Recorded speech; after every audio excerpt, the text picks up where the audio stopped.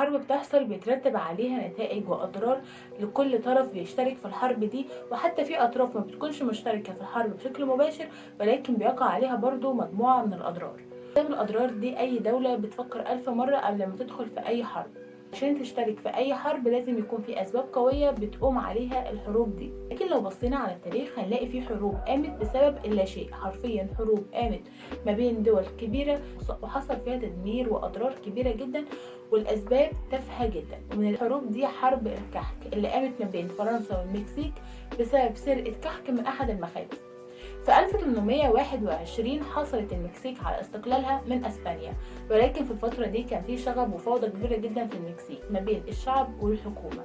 ده غير ان كمان الجيش كان كل هدفه او همه ان هو يحصل على سلطة الدولة. واثناء الفوضى دي حصل نهب للمباني ومنشآت كتيرة جدا، ومن المنشآت دي مخبز بيرجع لشخص فرنسي موجود بالقرب من مدينة مكسيكو.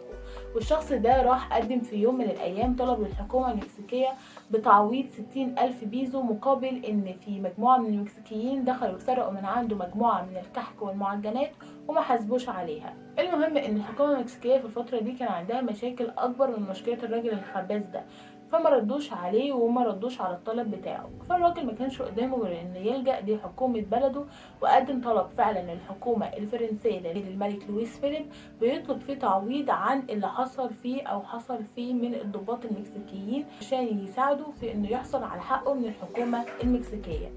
المهم يشاء القدر وتمر السنين ويقع الطلب ده قدام الملك لويس فيليب في الوقت اللي كان اصلا فيه عدم توافق ما بين فرنسا والمكسيك. واول ما الملك شاف الطلب ده فبسرعة الملك بعت للحكومة المكسيكية وطلب منهم يعوضوا الراجل الفرنسي ده مش ب60,000 بيزو، لأ ب600,000 بيزو، مع العلم إن مخبز الراجل ده بالبضاعة اللي جواه في الوقت ده ما كانش يسوى أكتر من 1000 بيزو. طبعا الحكومة المكسيكية رفضت الموضوع ده كله، فالملك فيليب أمر الأسطول بتاعه سنة 1838 بأنهم يحاصروا كل المواني على خليج المكسيك. ما لقوش أي رد فعل من الحكومة المكسيكية، أمر الملك الفرنسي ببدء القصف على المكسيك.